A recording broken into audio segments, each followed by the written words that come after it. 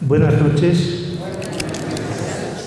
muy agradables, por cierto, una temperatura mucho más grata que la de España, que estamos saliendo del invierno, y a decir verdad no esperaba tantas personas, tanta asistencia, más bien creía que era una reunión, un círculo, sin más, donde pudiéramos tener una conversación cercana, cordial, para tratar este tema de fundamentalismos y diálogo entre religiones. Por eso, lo primero que tengo que hacer es agradecerles la presencia esta noche para poder compartir este tema de tanta importancia, de tanto interés, en un momento en el que yo creo que las religiones están despertando de nuevo, pero no por la vía del amor y de los principios de los fundadores, sino más bien por la vía del fundamentalismo y de los fanatismos.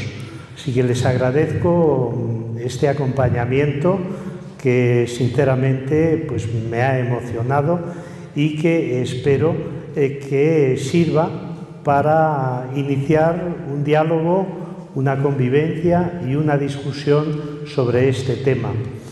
En segundo lugar, quiero también expresar mi agradecimiento al párroco de esta iglesia, Juan Manuel Ledesma, que tengo la satisfacción de que me ha comunicado que algunos de mis textos los estudió tan a fondo que le dieron matrícula de honor en la carrera de teología, con lo cual, pues fíjese usted.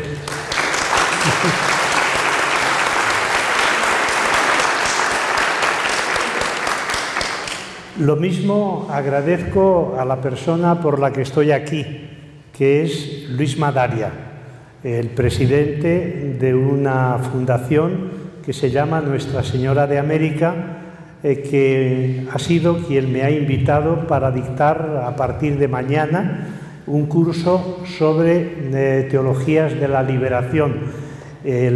Lo dictaré por las mañanas de 10 a 2 en el centro, en la Universidad Ibero de Monterrey, por si alguien está interesado e interesada en participar y asistir.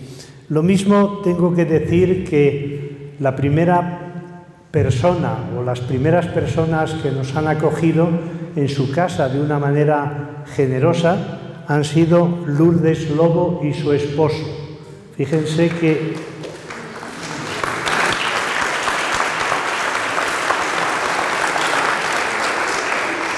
lo digo al revés de como suele decirse, que se da el nombre del esposo y se dice luego la esposa. Pues en este caso yo invierto los términos porque quizás el orden de factores sí altera el producto. Y finalmente Juan Manuel Cepeda, que ha hecho una presentación mía exhaustiva y me ha recordado algunas historias de mi pasado que yo tenía por olvidadas. Estaba preocupado porque digo, tal y como va explicando mi biografía, va a terminar por contar también mis pecados y mis deslices, con lo cual no sé qué crédito van a tener después mis palabras. Pero no ha sido así y se lo agradezco. El tema que me han pedido es el de fundamentalismos y diálogo entre religiones. No sé si recuerdan cómo empieza el Manifiesto Comunista de Marx. Un fantasma recorre Europa. Pues yo diría que hoy, más que un fantasma, lo que recorre el mundo, o mejor, galopa a marchas forzadas con una capacidad extraordinariamente destructiva, son los fundamentalismos. Los fundamentalismos que en realidad no tienen por qué pertenecer ni estar vinculados a ninguna religión, pero tristemente las religiones son el caldo de cultivo para el desarrollo de este fenómeno. En realidad, la palabra fundamentalismo tiene origen religioso y la primera vez que se utiliza es el año 1919 en los Estados Unidos. Y de alguna manera yo creo que refleja más el modo de vivir la religión de los Estados Unidos que el modo de vivir la experiencia religiosa en otros lugares del mundo. Fíjense que ahora mismo, según he podido leer para preparar esta conferencia, una tercera parte de los ciudadanos y ciudadanas de los Estados Unidos son fundamentalistas. Claro, en realidad el fundamentalismo surge y se desarrolla de manera especial en las religiones monoteístas. Es así y tenemos que reconocerlo. ¿Por qué? Porque las religiones monoteístas creen en un solo y único y verdadero Dios. Por tanto, ya es el monoteísmo, frente a otras religiones que son politeístas y aceptan la existencia de una pluralidad de dioses. Pero es que además las religiones monoteístas, me refiero al judaísmo, al cristianismo y al islam, dicen que el Dios de esas religiones es un Dios universal, para creyentes y no creyentes, para cristianos y cristianas, musulmanes y judíos y personas creyentes de otras religiones.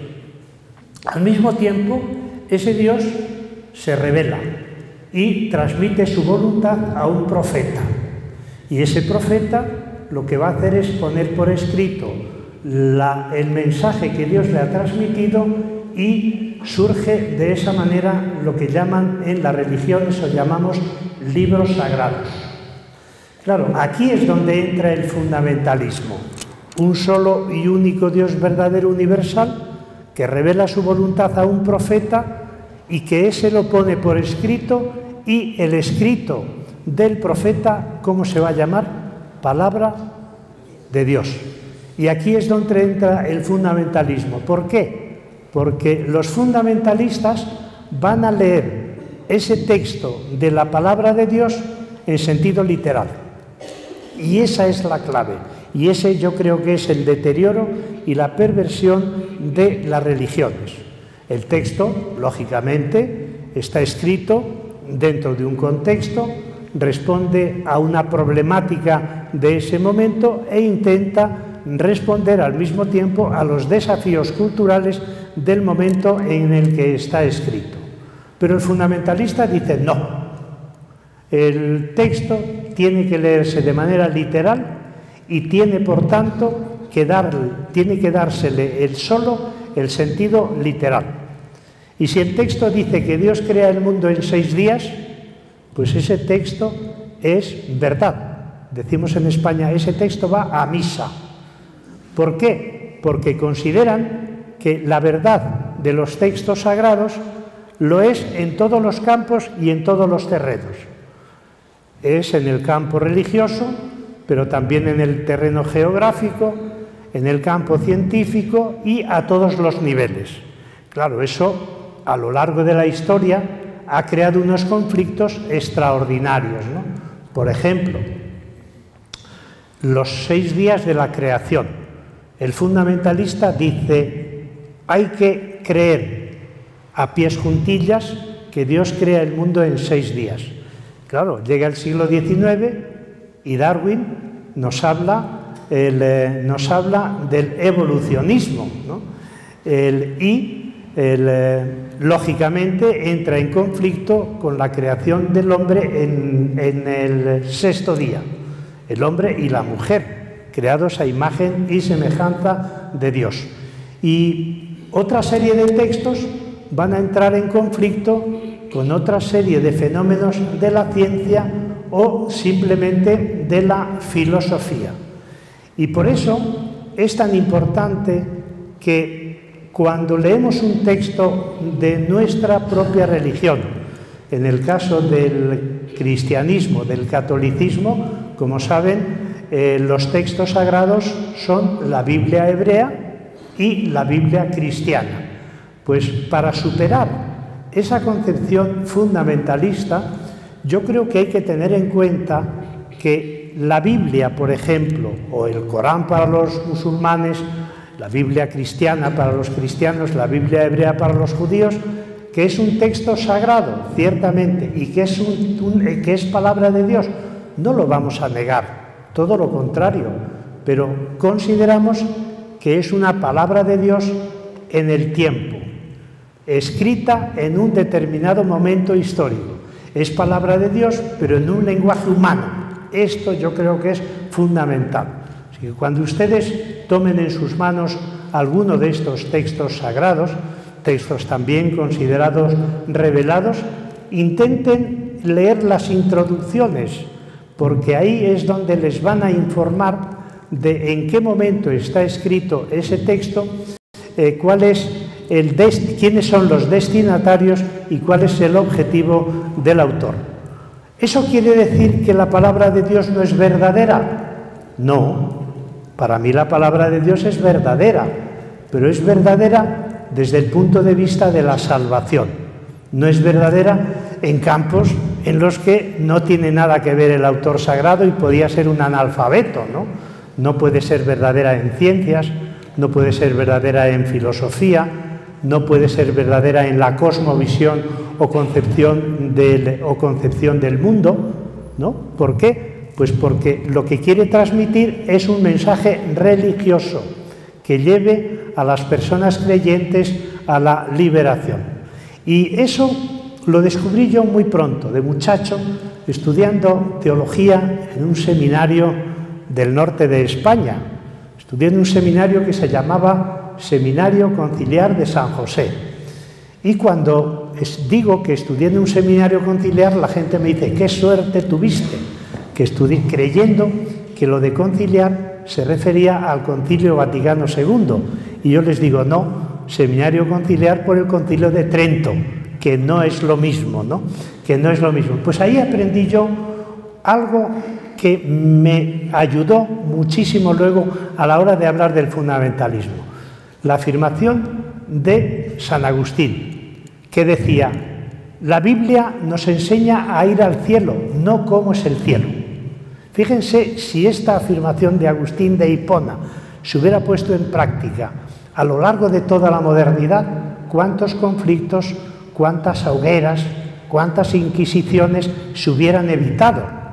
El propio Galileo Galilei, o Giordano Bruno, o tantos y tantos científicos y científicas que disintieron desde una verificación empírica a través de los métodos de la ciencia, disintieron de lo que dice la Biblia.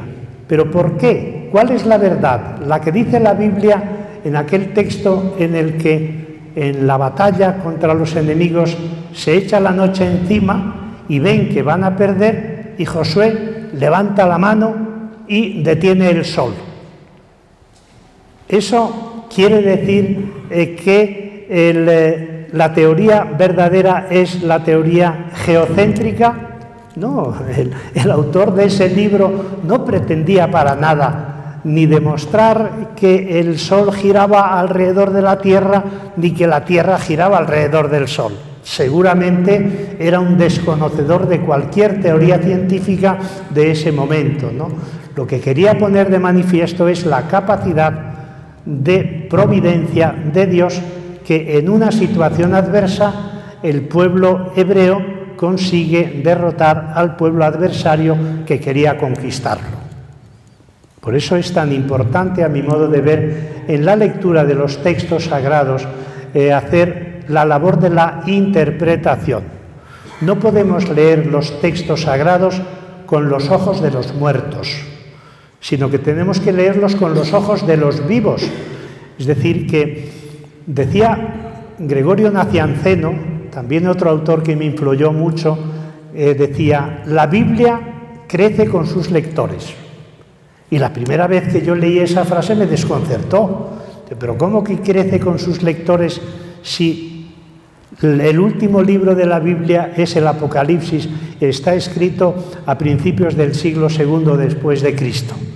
Y entonces no lo entendí y ya dando vueltas un poco más adelante dije, ya está. Es decir, la Biblia no es un texto muerto que está ahí en un anaquel o en una biblioteca o en mi librería, que tengo 20 o 25 Biblias, sino que la Biblia es un texto vivo que yo leo en un determinado momento histórico y que me sirve de iluminación, de fuente de comportamiento, de un libro de oración, de comunicación con Dios. Por tanto, efectivamente, la Biblia crece con sus lectores. ¿Por qué? Porque es un texto al que le hacemos preguntas, o mejor si quieren, es un texto que responde a nuestras preguntas del presente.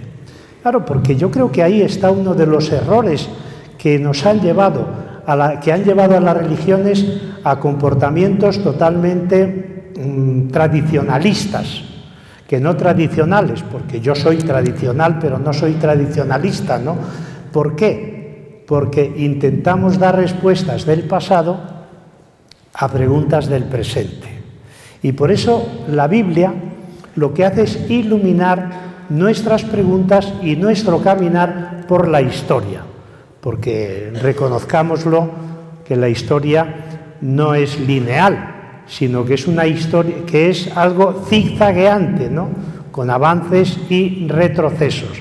Y en esos momentos de retroceso, en esos momentos en que se hace la oscuridad, pues en el siglo XX, en las dos grandes oscuridades de las dos guerras mundiales, en el siglo XXI, pues todo este fenómeno tan terrible de los diferentes terrorismos, algunos de ellos terrorismos religiosos que los justifican para cumplir la voluntad divina, pues fíjense ustedes lo importante que es la lectura para nosotros los cristianos y cristianas de la Biblia, que nos da luz y nos dice, cuidado, que hay un final del túnel y no puede generar desesperanza la situación dramática que vive hoy la humanidad.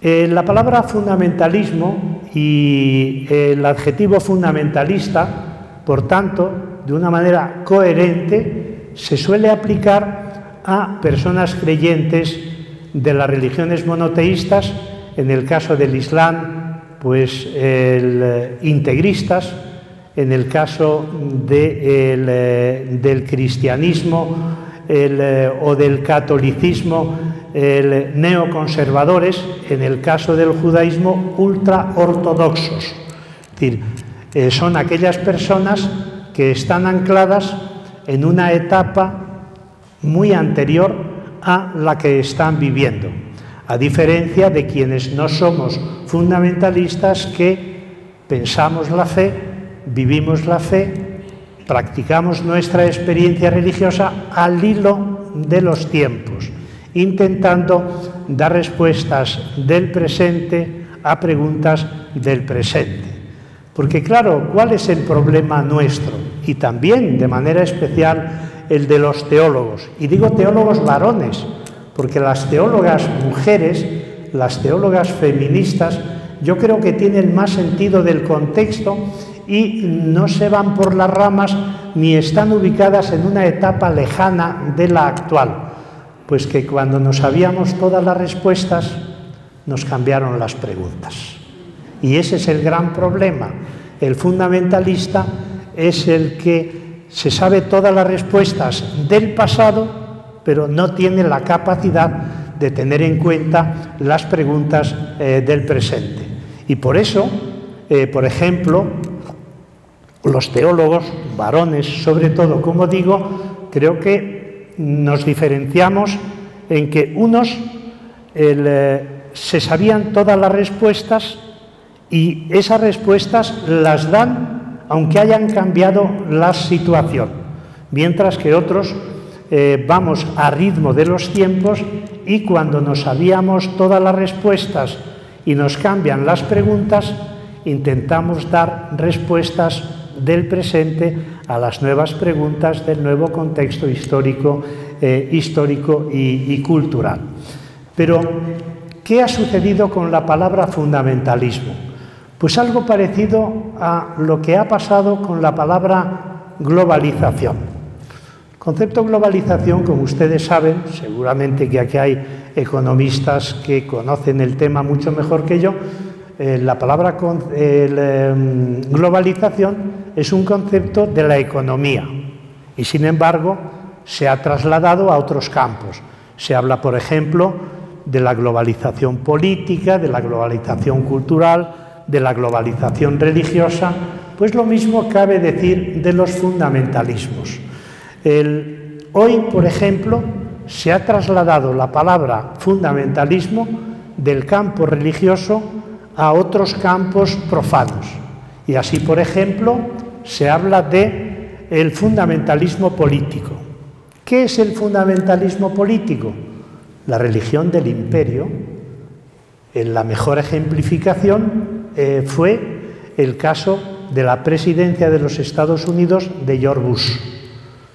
Recordarán que cuando lanza la guerra contra Irak y hay muchos países o muchos estados que se niegan a colaborar, en Europa hubo dos solamente, que fueron Inglaterra y España, pronuncia aquellas famosas palabras apropiándose de las que dijo Jesús: el que no está conmigo está contra mí.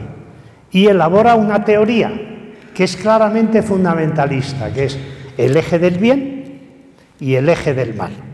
Todos los que no me apoyan forman parte del eje del mal. Todos los que me apoyan forman parte del eje del bien. Entonces ahí se produce ese fenómeno del conflicto entre el bien y el mal. Un bien y un mal que está ejemplificado en aquellos países que se niegan a seguir las consignas del imperio. El emperador entonces se convierte en Cristo, porque se está apropiando de sus palabras, ¿no? Y por tanto, el emperador se convierte realmente o quiere convertirse en el Redentor y en el Salvador. Ese es el fundamentalismo político, ¿no? La imposición de una determinada manera de hacer política, generalmente violenta contra otros pueblos que tienen otros planteamientos y que desemboca en guerra. Todos los fundamentalismos terminan al final en violencia, todos. ¿Por qué? Porque la mentalidad del fundamentalista es una mentalidad cerrada, es una mentalidad rígida, es una mentalidad que no permite el disenso y la diferencia y el desacuerdo.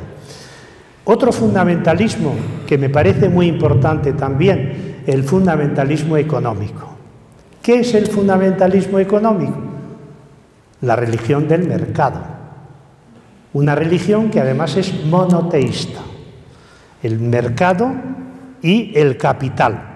Es monoteísta porque el Dios único del mercado es precisamente el capital. Y es un capital que tiene toda la estructura y toda la conformación de una religión. Un Dios único que reclama culto, que exige sacrificios, que busca también dentro del sacrificio la muerte de los más débiles, de los pueblos más vulnerables y de la propia naturaleza. El fundamentalismo económico desemboca también en violencia. Todos los años, ¿cuántos muertos hay por razones de desigualdades sociales, por situaciones de conflicto bélico, etcétera, etcétera? En torno a 40 millones de seres humanos. Luego está el fundamentalismo cultural, que es aquel en el que una cultura que pertenece a un pueblo se considera cultura universal. Por ejemplo, la cultura occidental, la cultura europea, se considera que es la más desarrollada y, por tanto, se cree que tiene una misión civilizatoria para las otras culturas y se impone a través de esos influyentes medios de comunicación al resto del mundo. Y se dirá, ¿por qué y qué explicación dan para imponer esa cultura a otros pueblos que tienen también sus propias culturas? Pues que es una cultura la más desarrollada, que es una cultura científico-técnica, que es una cultura que fomenta más progreso, cosa que es muy discutible, pero ciertamente es así, ¿no? El fundamentalismo cultural consiste en la consideración de que una cultura local es una cultura universal y está más desarrollada y, por tanto, tiene la obligación de imponerla, aunque sea incluso por la fuerza, a otros pueblos que tienen culturas menos desarrolladas. Por tanto, sería la cultura hegemónica y las culturas subalternas. Y así podríamos seguir hablando de fundamentalismos. Otro de los fundamentalismos, que además en México ha sido y creo que sigue siendo dramático, es el fundamentalismo patriarcal, que no sé si en algún momento han vinculado las dos palabras, que no es frecuente oír hablar de fundamentalismo patriarcal. ¿En qué consiste este fundamentalismo? En la consideración de que el varón es el referente de lo humano y que los comportamientos morales del varón son comportamientos ejemplares que tienen que ser imitados por las mujeres. Claro, ¿cuál es la categoría fundamental en la que se basa el fundamentalismo patriarcal? En la masculinidad hegemónica. Es decir, el hombre, por el hecho de ser hombre, el varón, por el hecho de ser varón, ya tiene el dominio sobre las mujeres, de forma que la sumisión y la obediencia dentro de esa relación de superioridad e inferioridad se convierte pues, en un fenómeno natural, lo que se llama la naturalización de la superioridad y de la inferioridad. Claro, ¿y eso en qué desemboca? Es una experiencia que ustedes están viviendo a diario de una manera dramática. ¿En qué desemboca? En la violencia de género, en lo que se llama los feminicidios. Por cierto, ha sido una antropóloga mexicana, profesora de la UNAM, Marcela Lagarde, la que ha conseguido incorporar el término feminicidio para el caso del asesinato de mujeres por el hecho de ser mujeres. Es decir, a un hombre no se le mata por el hecho de ser hombre, se le mata por otra serie de motivos, pero a las mujeres se las mata por el mero hecho de ser mujeres. Por eso, lo más dramático del fundamentalismo patriarcal es el odio a la vida de las mujeres. Yo no mato a nadie si no le odio su vida. ¿Por qué se mata a una persona? Porque se odia la vida de esa persona. En el caso del fundamentalismo patriarcal, se mata a las mujeres porque se odia la vida de las mujeres. No porque llegue a casa el marido y esté cansado del trabajo y lo paga con la esposa, no porque haya bebido. Esas son situaciones circunstanciales, ¿no? Pero la violencia contra las mujeres es una de las características fundamentales del patriarcado. Es decir, cuando las mujeres van consiguiendo conquistas y, sobre todo, en muchos casos, llegando a un grado de igualdad con los hombres, el patriarcado, que es un sistema de dominación, se resiste y dice, esto no puede ser. ¿Y cuál es el instrumento que utiliza? La violencia hasta la destrucción de la vida de las mujeres. O peor todavía, o igual de asesino y de sanguinario, vengarse con el asesinato de los hijos y de las hijas. Otros fundamentalismos de los que podríamos hablar, por ejemplo, pues el fundamentalismo científico. Claro, me dirán, pero ¿cómo se te ocurre decir que la ciencia puede desembocar en fundamentalismo cuando se apoya en una serie de pasos, que es primero la hipótesis, después la verificación empírica y al final la conclusión de esa verificación? ¿Cómo se puede decir que la ciencia puede ser fundamentalista? Claro que sí. Es fundamentalista la ciencia cuando cree que domina todo el mapa de la verdad. ¿Por qué el método de las ciencias naturales tiene que imponerse a las ciencias del espíritu, a las ciencias sociales o a las ciencias humanas? Cada ciencia tiene su propio método. Por tanto, cuando la ciencia impone un solo método en la búsqueda de la verdad, o cuando la ciencia cree que tiene y controla todo el mapa de la verdad, está siendo fundamentalista. A mí como teólogo, o a mí como filósofo, a mí como científico social, no se me puede imponer un método de análisis y un método de verificación de la verdad como se puede exigir pues, en una investigación de física o de química o de cualquiera de las ciencias de la naturaleza. Y podríamos estar hablando toda la noche de los distintos fundamentalismos no religiosos, y para mí son más peligrosos los fundamentalismos no religiosos que los fundamentalismos religiosos. ¿Por qué?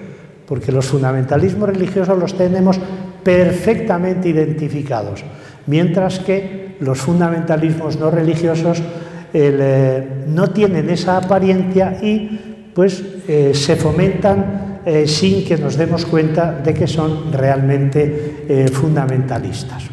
¿Y cuáles serían las características de los fundamentalismos? Es decir, ¿qué criterios habría que utilizar o seguir para considerar que una institución, una persona, un colectivo, una organización política, una organización cultural es fundamentalista? Pues yo creo que serían los siguientes criterios. El primero, el fundamentalista absolutiza lo relativo. Todo en la vida es relativo, menos para los creyentes Dios, que es el absoluto, ¿no? Para los hindúes el Brahma, ¿no? El absoluto. Pero, sin embargo, cuando vivimos nuestra propia existencia, ¿qué hacemos?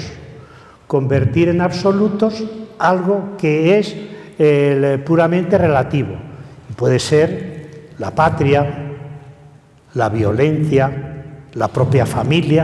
En el momento en que estamos absolutizando algo que es temporal, estamos siendo fundamentalistas. Segunda característica del fundamentalismo, la generalización de lo particular. Es decir, cuando, por ejemplo, decimos que la cultura occidental es una cultura más desarrollada que las culturas originarias pues, de Amerindia o las culturas afrodescendientes de este continente latinoamericano, pues estamos siendo fundamentalistas. ¿Por qué mi cultura va a ser mejor y va a tener una prioridad sobre el resto de las culturas? Pues sencillamente porque somos fundamentalistas, ¿no? Yo soy español, pero no soy españolista. Yo soy europeo, pero no soy europeísta. Yo soy occidental, pero no soy occidentalista. ¿Por qué? Porque el españolista, el europeísta y el occidentalista considera que su cultura está por encima de las demás y tiene derecho a imponerla, incluso imponerla por la fuerza y la violencia, como hicieron mis antepasados cuando llegaron a América Latina, entonces llamada Abya Yala, ¿no? Tercera característica de los fundamentalismos, la simplificación de lo complejo. La realidad es compleja. La realidad no es como una tabla rasa que tiene una superficie y que no tiene capas. Todo lo contrario, ¿no? La realidad tiene muchos pliegues. La realidad es compleja. La realidad es misterio incluso. Fíjense que yo recuerdo, hace 8 o 10 años, participé en la Universidad de La Laguna, que es una ciudad de unas islas españolas que se llaman las Islas Canarias, y el debate era sobre ciencia y religión. Y yo había dictado una conferencia antes del debate y por eso pedí, para tomarme un poco de respiro y de aire y descansar, hablar el último. E intervenían un filósofo, un científico de la física teórica y yo. Y tenía que hablar, claro, de la relación entre ciencia y religión. E iba a hablar del tema del misterio. Pero mira por donde el científico se me adelanta y me facilita todavía más el debate. Y dice, el mundo es un misterio. Y eso lo dice un científico que lleva 50 años de investigador. Dice, pero aún así todo es un misterio. Y el propio Wittgenstein, en aquel libro tan importante e influyente a lo largo de todo el siglo XX en la filosofía del lenguaje, decía, el misterio es que exista el mundo. Ya no es el mundo, sino que exista el mundo. Por tanto, yo creo que no podemos dar respuestas simples a preguntas complejas. ¿Quién puede explicar el misterio? ¿Quién tiene la propiedad de lo sagrado? ¿Quién detenta o posee el control de lo divino? Nadie. Y quien quiera que se considere propietario y controlador del misterio, de lo sagrado, de lo divino, pues es un fundamentalista. Y finalmente, otra característica, ¿no? La de la simplificación de lo múltiple, es decir, reducir lo múltiple a uno. Y fíjense que ese es uno de los viajes que ha hecho la historia de la filosofía desde la época de la Grecia clásica, ¿no? ¿Cuál es la clave de la filosofía? Pues llegar a lo uno, que es lo más perfecto. Pues yo creo que tiene que ser al revés el viaje. El viaje tiene que ser de lo uno a lo múltiple, y reducir lo múltiple a lo uno es caer en el fundamentalismo. ¿Múltiple por qué? Pues porque hay pluralidad de lenguas, pluralidad de culturas, pluralidad de morales o de éticas, pluralidad de religiones, pluralidad de fundadores de religiones, etcétera, etcétera. Pluralidades de manifestaciones de lo divino, y no tenemos por qué despreciar ninguna de esas manifestaciones. Los pueblos originarios, y muchos de los pueblos originarios todavía siguen esas prácticas, consideraban pues que Dios se revelaba, o lo sagrado se revelaba, en los fenómenos naturales, en la montaña, en la cueva, en el océano, en los árboles, porque consideraban que todo estaba lleno de espíritu, en las piedras. ¿Por qué vamos a negar esa capacidad de descubrir lo sagrado en la naturaleza quienes nos movemos dentro de las religiones históricas? Para nada. Dios se revela en la historia, pero también se revela en la naturaleza. Dios se revela a través de una serie de fenómenos que se dan dentro de la naturaleza, porque la naturaleza para muchos pueblos es el camino que los lleva y que les conduce a Dios. Y finalmente, se me olvidaba otra característica de la persona fundamentalista. Es aquella que convierte su opinión en un dogma. Y yo creo que ahí tenemos que reconocer que casi todos somos y todas fundamentalistas. ¿Por qué es así? Se pregunta el niño o la niña al papá o a la mamá. ¿Y cuál es la respuesta? Porque lo digo yo.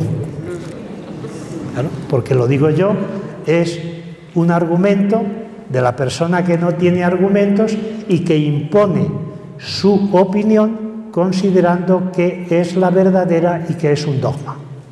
Y para dogmas ya tenemos bastantes en la Iglesia Católica, que no nos carguen con otros más que nos van a llevar a ser herejes o a ser heterodoxos, ¿no?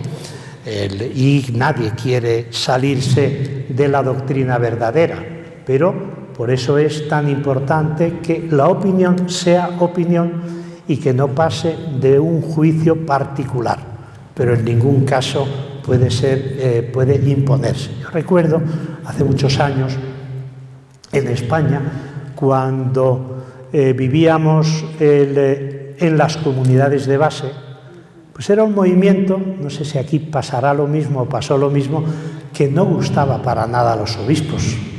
pero es que tenían un terror y un rechazo hacia las comunidades de base que nosotros decíamos, pero ¿cómo es posible que siendo las comunidades de base la encarnación del movimiento originario de Jesús de Nazaret del que surge la Iglesia? ¿Cómo es posible que las comunidades de base, que son realmente como los 12 apóstoles, como los pequeños grupos del cristianismo de los primeros siglos, desagrade tanto a los obispos? Y en realidad la razón era porque la forma de organización de las comunidades de base era circular, era horizontal, con una autoridad compartida y con un sentido crítico de la propia autoridad jerárquica cuando la ejercía autoritariamente, ¿no? Y en esos debates, que eran a veces interminables, de 4 y 5 horas, pues en vez de decir, no hemos llegado a un acuerdo, señor obispo y nosotros, por tanto vamos a respetar nuestros caminos, que pueden ser distintos, pero dentro de la misma fe, el obispo, recuerdo que decía, yo soy el obispo y soy el que mando, y por tanto mi voluntad es la que se impone. Claro, realmente eso es una manera de imponer una opinión particular. Yo no niego que el obispo no tenga autoridad. Pues claro que sí, que tiene autoridad, pero la autoridad no puede desembocar en autoritarismo. Y en el fondo, por mucho magisterio oficial que ellos desempeñen o que desempeñe el propio Papa, la mayoría de las veces imponen sus opiniones como si fueran verdades de fe. Y verdades de fe hay pocas. Y el Papa es infalible solo cuando habla de dogmas y cuando tiene intención de definir y como doctor. Pero bueno, como saben ustedes, desde el año 1950, en que el Papa Pío XII declaró el dogma de la Asunción de María al cielo, no se ha vuelto a pronunciar o a crear nuevos dogmas, ¿no? Entonces, ¿por qué ese empeño de los dirigentes religiosos de todas las religiones y también por qué ese empeño de los teólogos de imponer nuestras opiniones como si fueran dogmas y verdades absolutas? Por favor, recuerdo todavía aquel poema de 2 versitos del gran poeta español que seguramente ustedes identifican, Antonio Machado. Este año precisamente acabamos de celebrar el 80 aniversario de la muerte de Antonio Machado en Francia, una vez que se exilió después del triunfo del golpe militar en la guerra civil. Y decía Antonio Machado, tu verdad, no, guárdatela, la verdad y vamos a buscarla juntos. Por eso, una de las características del fundamentalismo es la dogmatización de las opiniones personales. Y no, cuidado, con esto no quiero decir que hagan ustedes un examen de conciencia y se apliquen estos principios para ver si son fundamentalistas o no, porque el primero que se los tiene que aplicar soy yo, que me muevo pues en el ámbito de la docencia, de la enseñanza, de las intervenciones públicas, y tenemos que tener mucho más cuidado nosotros que cualquiera de ustedes para no pretender imponer su opinión. Todo lo que estoy diciendo esta noche es opinión personal mía, que puede tener más o menos fundamento, teniendo en cuenta que alguno o alguna de ustedes pida la palabra y diga, no estoy de acuerdo con esto y con esto. Y lo discutimos, y si ustedes tienen razón, por supuesto que se la doy. ¿Por qué? Pues porque, salvo en casos muy especiales en la historia del cristianismo, las reflexiones teológicas o los documentos papales han sido opiniones que no obligan. Lo único que obliga es el seguimiento, en el caso del cristianismo, el seguimiento de Jesús y su práctica liberadora. Todo lo demás, pues es algo opinable, y el mismo Jesús dice, si quieres puedes seguirme. O sea, es la libertad que se da a la persona creyente y a la persona no creyente y a todo ser humano por el hecho de ser humano. Y por eso a mí me parece que es muy peligroso utilizar la categoría de herejía para excluir a personas creyentes, teólogas y teólogos que no coinciden con el magisterio oficial. Es muy peligroso, porque construir a un hereje es solamente puede construir un hereje el que tiene el poder, y el que tiene el poder sobre la verdad. Y la verdad no la tiene nadie. Por tanto, habría que hacer una especie de moratoria en el tema de las religiones para no descalificar a quien disiente de ti llamándole hereje, porque acaso la única diferencia es que tiene una interpretación de una verdad de fe o de una experiencia religiosa distinta de la tuya, ¿no? Por eso la afirmación de Antonio Machado. Y la segunda parte de la exposición. Traía la conferencia escrita, pero yo dije, si la leo, me puedo quedar con el párroco y mis amigos que me han traído en el carro y no creo que fuera de mi agrado, sobre todo de mi agrado, ¿no? Y por eso he dicho, agarro el micrófono y lo que tenía pensado leer se lo voy a contar. Y por eso no sé muy bien ni cuánto tiempo llevo ni el tiempo que tenía que estar. Y ahí no sé si los manuales me pueden orientar. Pero sí me... Terminar a las 9:30.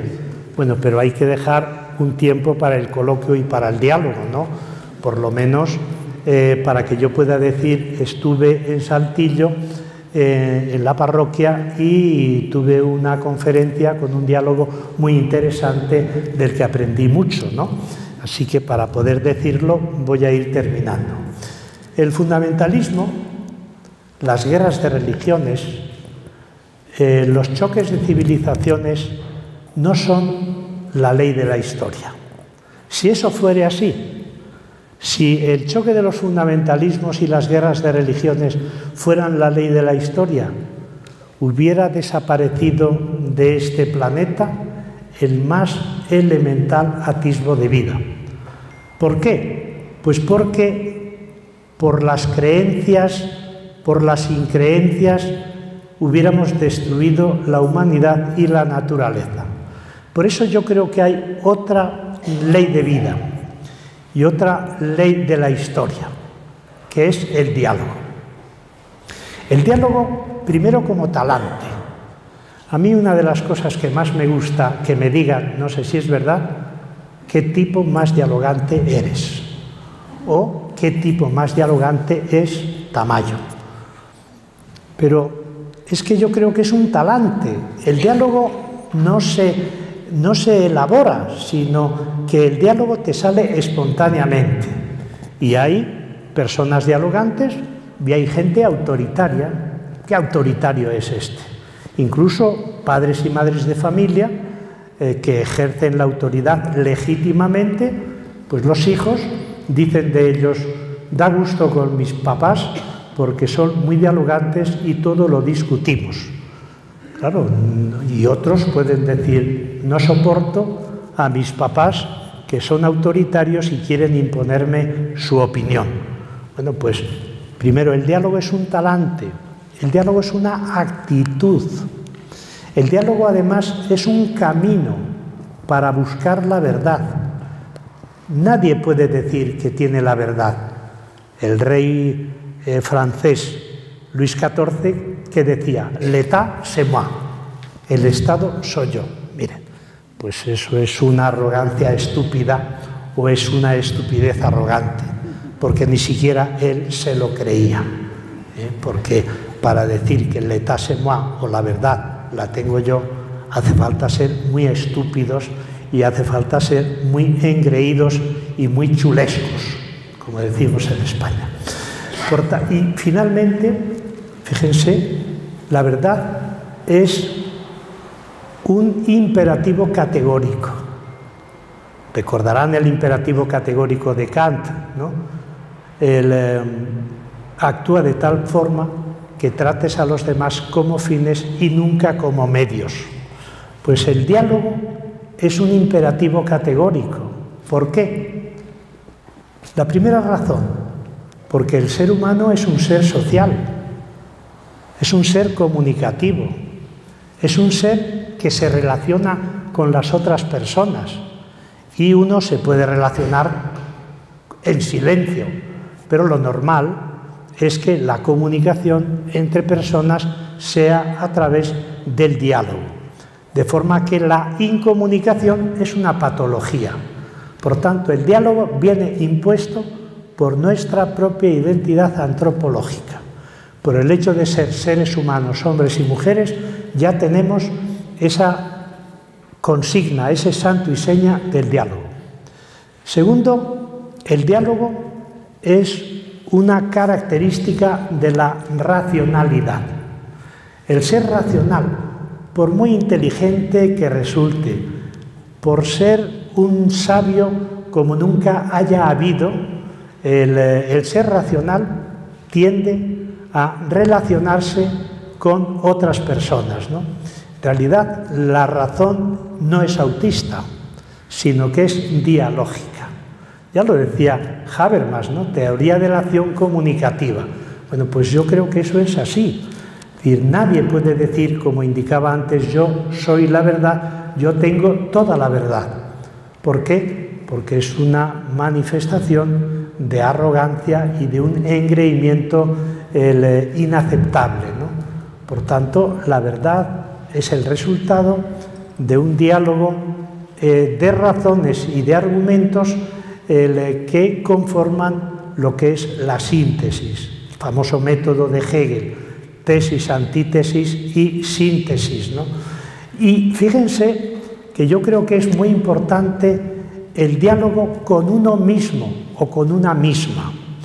Y esto lo descubrí a través de un gran filósofo y teólogo español, que no sé si conocen, Raymond Panikkar, en una experiencia que él me contó y que luego escribió en un libro, que decía: fui a la India católico, allí me hice hindú, volví a Europa, hindú, católico y budista, sin dejar de ser católico.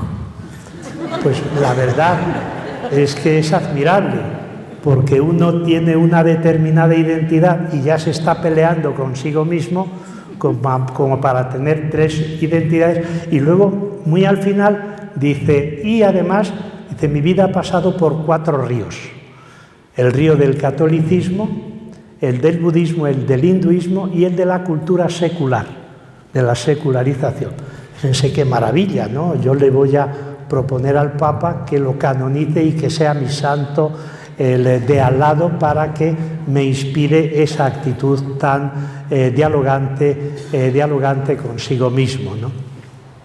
Y finalmente, ¿por qué es necesario el diálogo? Porque por una necesidad ética, una necesidad de sobrevivencia de la humanidad y de respeto a la naturaleza. Porque sin diálogo se impone la fuerza de la violencia. Y en el campo de las religiones es muy peligrosa la violencia, ¿no? ¿Por qué? Pues porque, primero, eliminaríamos a todas las personas no creyentes y ya desaparecían del planeta en torno a 1.500, 1.700 millones de personas. En esa violencia, por considerar que tenemos la verdad y el Dios, nuestro Dios es el verdadero y nuestra religión es el único camino para la salvación, pues entraríamos en conflicto con las personas creyentes de otras religiones. Y así hasta quedar las personas creyentes de una sola religión. Pero como esas personas todavía tienen desacuerdos entre ellas en la manera de vivir y de practicar y de interpretar la religión, pues sería ya la destrucción para quedar solamente la persona que creía que tenía la verdad. Y en ese sentido, yo creo que es un imperativo ético el diálogo para la sobrevivencia de la humanidad y para el mantenimiento de la naturaleza como nuestro hogar. Una de las encíclicas más bellas que yo he leído a lo largo de todos mis años de enseñanza de la teología, ya más de 50, es la encíclica del Papa Francisco Laudato Si, sobre el cuidado de la casa común. ¿Cómo se cuida la casa común? Pues dialogando con la naturaleza, tratándola con cariño o llamándola incluso, como la llaman las comunidades indígenas, la Pachamama, que es la Madre Tierra. Y a la Madre Tierra, a las mamás, no se las desprecia, no se las margina, no se las depreda, sino que se convive, se dialoga con ellas y sobre todo se las quiere y se las ama. ¿Por qué? Porque las llevamos en el corazón. Y aquí terminaría, y mi consigna precisamente es esta, el diálogo. Diálogo intercultural, a partir de la igualdad de todas las culturas, no estableciendo jerarquías y prioridades, porque si las establecemos, ¿cuál sería la primera que colocaríamos en un lugar superior? La nuestra. Pero yo creo que no es así. Por tanto, diálogo entre culturas. Diálogo entre saberes. Entre saberes. Tu saber y el mío pueden ser distintos, pero ¿por qué mi saber va a ser superior al tuyo? Diálogo también entre sentires. Yo creo que cuando hay diálogo verdadero es cuando uno lo siente y cuando uno sintoniza con lo otro. Decimos a veces, tenemos los mismos sentimientos. Eso es el resultado del sentido humanitario y de convivencia de los seres humanos.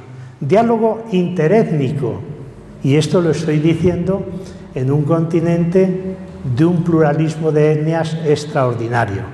Estuve recientemente en Ecuador y visité el Museo de las Culturas y había una representación de 500 culturas y etnias. Fíjense, en un país bien pequeño, en torno a 13, 14 millones de habitantes. Cuanto más en este continente de tanta riqueza cultural y de tanta riqueza étnica, ¿no? Diálogo interreligioso, pero también, cuidado, intrarreligioso. O sea, no podemos pretender dialogar con otras religiones diferentes de la nuestra sin antes establecer un diálogo dentro de la religión, la propia religión, entre las diferentes interpretaciones o entre las diferentes concepciones. Diálogo interdisciplinar que tenemos que practicar los académicos y las académicas desde que trabajamos con diferentes disciplinas. Y ahí es donde aplico el principio de hace un rato, cuando decía que ninguna ciencia o disciplina puede considerarse superior a otra ciencia o a otra disciplina, ¿no? Por tanto, yo les invito a caminar por la senda del diálogo. Y caminando por esa senda, yo creo que vamos a ser mucho más felices, porque tendríamos que aplicar, y yo intento hacerlo, aunque no lo consigo a veces, aplicar el verso de Antonio Machado, que ya les cité y con el que quiero terminar. Es un verso que está escrito hace 110 o 115 años, ¿no? Pensé que es el ejemplo más claro de la propuesta del diálogo frente a los fundamentalismos. Siempre que tenemos una idea, hay que tener mucho cuidado de no decir esta es mi idea, esta es mi gran intuición, porque es posible que ya la hayan tenido otros u otras antes y nosotros lo que hacemos es copiarla. Y yo en este caso pues tengo que decir que la máxima para mí frente a los fundamentalismos es la afirmación de este gran Antonio Machado, cuyo 80 aniversario de su muerte celebramos hace unos meses. Él murió poco después de pasar la frontera en un pueblo de Francia que se llama Collioure, que por primera vez ha ido a visitar su tumba y a hacerle un homenaje un presidente del gobierno español, y remedando a Antonio Machado e invitándoles a que se aprendan el verso y lo pongan en práctica, diría: tu verdad, no, guárdatela, la verdad, y vamos a buscarla juntos, ustedes conmigo y yo con ustedes. Muchas gracias.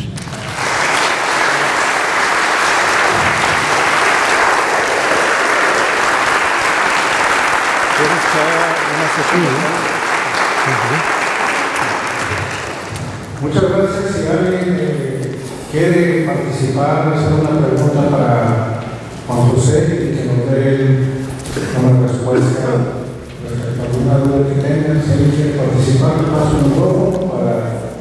Sí.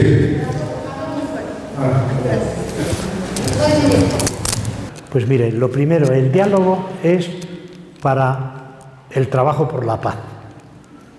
Cuando no hay diálogo, hay violencia. Y con la violencia no se logra resolver los conflictos. Por tanto, el diálogo es para la resolución por vía pacífica de los conflictos en los diferentes niveles. La expresión que a mí más me gusta dentro de un conflicto es cuando los dos o las dos contrincantes dicen: sentémonos a dialogar. Bueno, pues ahí es donde se rompe el hielo. Cuando en un conflicto se dice vamos a sentarnos a dialogar, y te sientas materialmente, te sientas físicamente, vamos a resolverlo pacíficamente. Nadie lleva, pero hay veces que se llevan pistolas, ¿no? Y por eso son tan importantes los acuerdos de paz. Y para un acuerdo de paz es necesario el diálogo. Primero, el tema de la justicia. En los acuerdos de paz generalmente desaparecen las armas, pero no se implanta la justicia. Por ejemplo, en El Salvador, ayer precisamente, recordarán que celebramos el 39 aniversario del asesinato de Monseñor Romero. 12 años después se aprueban los acuerdos de paz en El Salvador y se inicia todo un proceso democrático. Pero, sin embargo, el proceso democrático que se lleva a cabo después de los acuerdos de paz no se traduce en justicia. Por eso hay que practicar lo que dice un salmo, no sé si recuerdan, la justicia y la paz se besan. No hay justicia sin paz, ni hay paz sin justicia. Por tanto, el libro de Jeremías, en la profecía de Jeremías, ¿saben cómo define a Dios? Dios es nuestra justicia. Y por eso es tan importante que incorporemos al campo del diálogo no solamente el trabajo por la paz, sino el compromiso por la justicia. Por tanto, totalmente de acuerdo. En todos los diálogos tiene que estar presente. Estos diálogos tienen que ser diálogos radicales. ¿Y qué quiere decir radicales? ¿Que haya un enfrentamiento? No, sino que se vaya a la raíz de los problemas. ¿Y cuál es la raíz de los problemas hoy? El fenómeno de la desigualdad, lo que hoy se llaman las brechas. La brecha colonial entre colonizados y colonizadores, la brecha, en enfrentamiento entre hombres y mujeres, la brecha patriarcal, la brecha económica entre ricos y pobres, la brecha entre la imposición del ser humano a la naturaleza que es depredada. Entonces yo creo que es muy importante que el diálogo sirva para superar las brechas en todos los campos y en todos los terrenos. Pero la característica fundamental es que en el diálogo todos tenemos que estar al mismo nivel. El diálogo no puede tener gradas donde uno esté o una esté arriba y el otro, la otra, esté abajo, sino que tiene que ser al mismo nivel y no tiene por qué haber estructuras jerárquicas, porque si existen esas estructuras jerárquicas se va a imponer la voluntad o la idea del más fuerte. ¿Más intervenciones? Sí. ¿Qué relación hay entre el fundamentalismo y la magia?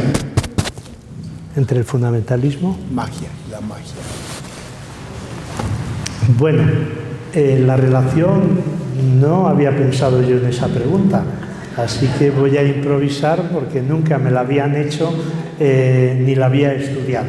Pero se me ocurre lo siguiente, pueden estar de acuerdo o no. ¿Qué es la magia?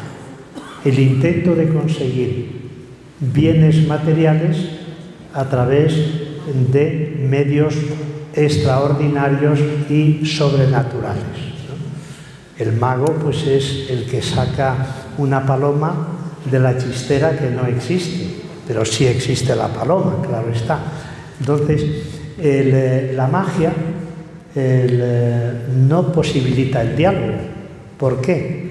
Pues porque no es la búsqueda de la verdad grupal o la búsqueda de la verdad comunitaria, sino que es la consecución de un fin o de un objetivo material a través de medios extraordinarios que no permiten el diálogo, ¿no? Por tanto, los magos pues no me parece que sean personas dialogantes, ¿no? Porque además consideran que tienen el secreto y que controlan el misterio, ¿no? Cuando todos los magos, como bien sabemos, pues son tramposos, sobre todo cuando la magia es un juego. Pero también la magia, aunque no sea un juego, es una forma de imposición y de consecución de la verdad a través de vías que no son precisamente dialogales. ¿Alguien más? Sí. Ay, perdón. Bueno, yo tengo varias preguntas, no sé si, y un consejo. ¿Una? Varias preguntas y un consejo. No sé si puedo hacer varias o más me hizo a otras preguntas. Nos habla, por ejemplo, que dice que la Biblia no debe ser interpretada o leída de una manera textual, ¿verdad? Por ejemplo, dice que José, cuando levantó la mano, y detuvo el sol, pues eso no es literal. Más sin embargo, bueno, mi pregunta en base a esto es, si la Biblia también dice que Moisés abrió el mar para que cruzaran el pueblo hebreo, o que Jesús convirtió el agua en vino, o que Jesús resucitó a una niña, ¿dónde está dejando usted el milagro o el hecho de los milagros de Dios? Porque si bien Dios tiene una estructura lógica para la naturaleza, ¿no? Tan es así que Descartes decía que las matemáticas son el lenguaje de Dios, es decir, muchos fenómenos naturales obedecen un comportamiento lógico expresado en ecuaciones. Pero yo creo, pregunta, ¿esa divinidad dónde queda? Porque al final del día también Dios es soberano y Dios sobre su creación, Él puede manifestarse y Él puede decir, yo en este momento, cuando ni siquiera aquí me he expresado una milagro. A ver, ¿qué dice? ¿En este momento qué puede decir Dios? ¿Perdón? ¿Qué dices? ¿En este momento? ¿Cómo? Es que has dicho, Dios puede decir en este momento. O sea, Dios en este momento puede decir, quiero convertir el agua en vino. Quiero convertir el agua en vino. ¿Y lo que queda eso? Esa parte de los milagros de Dios. También otra pregunta que nace en base a esto es si también decimos que la Biblia crece en sus lectores, entonces caería en un subjetivismo. ¿En cuál es ese subjetivismo? Creo yo que puede terminar en absurdo. Sí, es una pregunta, ¿verdad? Otra pregunta que también tengo es acerca del fundamentalismo económico. ¿Qué nos dice que la religión del mercado? Más sin embargo, en el cual nos dice que pues, el mercado es una imposición al final del día. Pero yo tengo una pregunta, ¿por qué el capitalismo es una libertad total de ejercer el culto que tú quieres?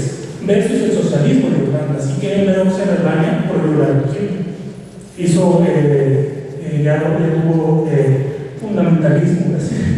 Y el consejo que le quiero preguntar es, bueno, hablando específicamente del fundamentalismo político, por ejemplo, aquí en México y en América Latina estamos padeciendo los desastres de la izquierda.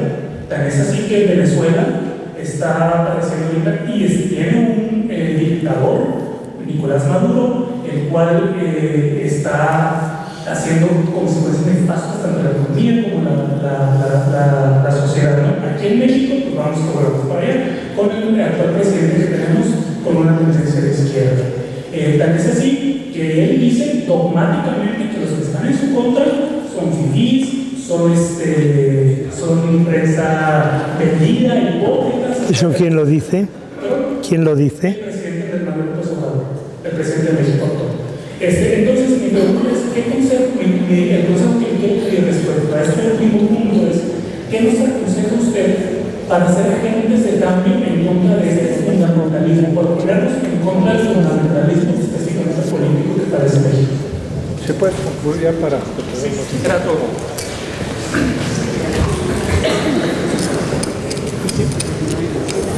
A las primeras preguntas sobre la Biblia, creo que ya te he contestado en mi conferencia, ¿no? Que la Biblia es un libro que nos ayuda a la salvación y que nos enseña a ir al cielo, pero no como es el cielo.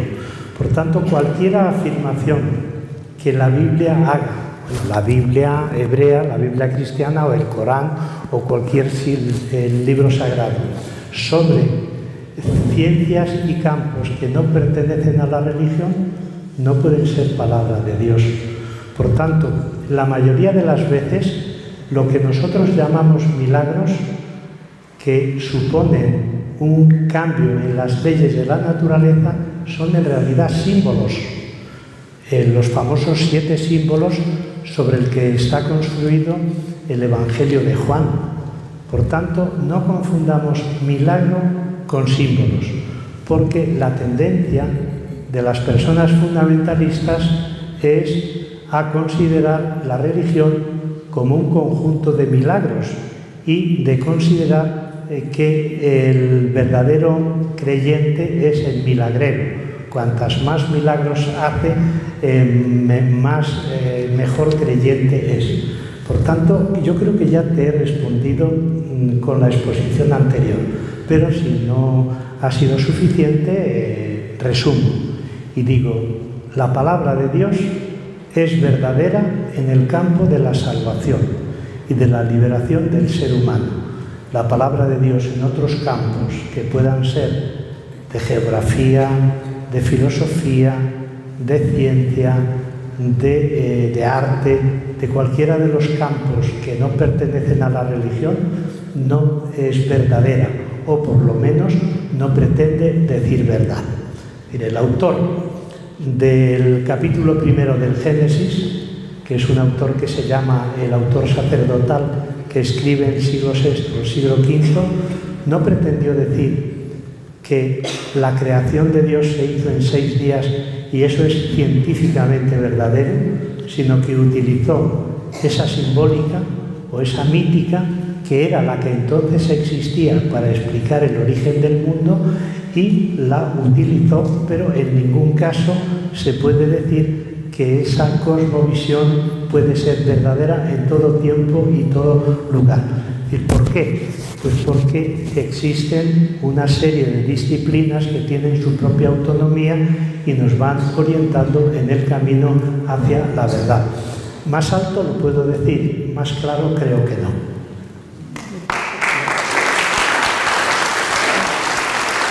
Anuncias luego los libros por si quieres. Yo pongo la última participación, doy las gracias y para mí. Vale. Nos decían que la iglesia empezó en comunidad. Sabemos que San Pablo fundó muchas comunidades. Lo que le sucedió a ustedes en España, en las comunidades de base, fue por autoritarismo, falta de apoyo, desaparecieron las comunidades, como siguen desapareciendo las comunidades ahora en la actualidad, por falta también de apoyo y de autoritarismo. El conflicto en Europa de las comunidades de base con la jerarquía católica quizás no desembocó en autoritarismo, pero el punto de partida era una diferente concepción de la Iglesia. La jerarquía consideraba que la Iglesia tenía una estructura jerárquico-piramidal patriarcal y por tanto no podía aceptar que tuviera un carácter comunitario y carismático. Claro, nosotros, sin embargo, creíamos que las comunidades de base eran la aplicación concreta del capítulo 2 de la Constitución Luz de las Gentes del Concilio Vaticano II, que se titula Índole comunitaria de la Iglesia. Pero como las razones de la jerarquía no eran las que correspondían a la concepción comunitaria de la Iglesia del Vaticano II y al movimiento igualitario de Jesús de Nazaret, eso desembocó en el autoritarismo. O sea, el autoritarismo es el resultado de la confrontación entre dos modelos de Iglesia, un modelo conciliar y otro preconciliar. Pero aún así y todo, en España siguen vivas y activas las comunidades de base. Ahora mismo hay una coordinadora que se llama Redes Cristianas, que agrupa a 165 o 170 grupos que siguen viviendo la experiencia comunitaria de base de la época posterior al conflicto. Y, felizmente, hay que decir que en este momento no hay conflicto entre la jerarquía y las comunidades de base, quizás porque las comunidades de base ya no tienen esa capacidad de inquietar a los obispos y les permiten dormir tranquilamente sin que tengan que preocuparse por el comportamiento de esas comunidades de base, ¿no? Por tanto, yo creo que se ha llegado, por lo menos, a unas relaciones paralelas que no son las mejores, pero al fin y al cabo se ha avanzado sobre la etapa anterior porque existe un respeto a las distintas formas de ser Iglesia. Muchas gracias. Vamos a una pregunta más y nada más recordarles que yo creo muchas de las respuestas que todo el mundo tenemos de dudas o comentar, pues en los libros que están a la salida pueden encontrarlo también. Vamos a dar nada más una oportunidad más para que conteste José. Buenas noches. Esta pregunta me voy a ir completamente en el contexto, pero para otro lado. Yo soy de catecismo y soy... Yo soy, perdone. De catecismo, soy catequista. Entonces me hace mucho ruido en las generaciones de niños, pues la Biblia textual. ¿Usted qué me aconseja para que los niños asimilen sin fantasías que a la larga les pueden hacer daño?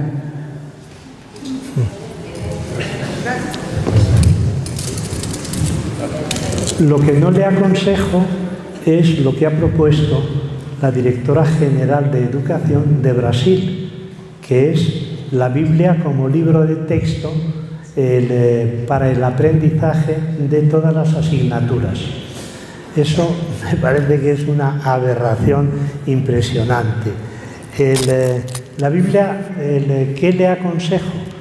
Pues le aconsejo que los niños y las niñas catequizados y catequizadas no lean la Biblia sin una interpretación y sin una guía, porque como dice un escriturista, un biblista alemán, la Biblia es el libro más violento de toda la historia universal. El Antiguo Testamento tiene más de 1000 textos que vinculan a Dios con la violencia, ¿no? Y por tanto, yo creo que el catequista o la catequista debe ser un ejemplo de pedagogía para con los niños y las niñas. Igual que el profesor o la profesora tiene que ser un buen pedagogo o una buena pedagoga, el catequista o la catequista no puede reducirse ni al catecismo ni a la Biblia. Bueno, entre otras cosas, yo creo que el catecismo es un ejemplo claro de fundamentalismo, porque es dar respuestas simples a preguntas complejas, ¿no? Y por eso creo que más allá del catecismo está la teología explicada pedagógicamente. Pero la aproximación a la Biblia dentro de la infancia, dentro de la adolescencia y la juventud, tiene que hacerse bajo una guía de interpretación, porque lo que no puede ser es que las y los catequistas enseñan a los niños y a las niñas la Biblia desde los textos literales, porque lejos de ser un camino para el buen comportamiento, sería un camino para todo tipo de deterioros en el comportamiento humano. Así que el catequista, la catequista, tienen que tener una buena formación hermenéutica y una buena preparación bíblica. Y por eso yo creo que a veces nos precipitamos demasiado a la hora de elegir a los catequistas y a las catequistas sin un discernimiento y sin un examen. Igual que toda asignatura debe pasar un examen y una evaluación, también el acceso a ser catequista exige una evaluación para evaluar los conocimientos sobre este tema. O sea, para ser catequista no vale cualquiera, sino que solamente valen aquellas personas que quieren transmitir y educar en la fe conforme a la cultura de ese momento histórico desde una interpretación liberadora de la Biblia.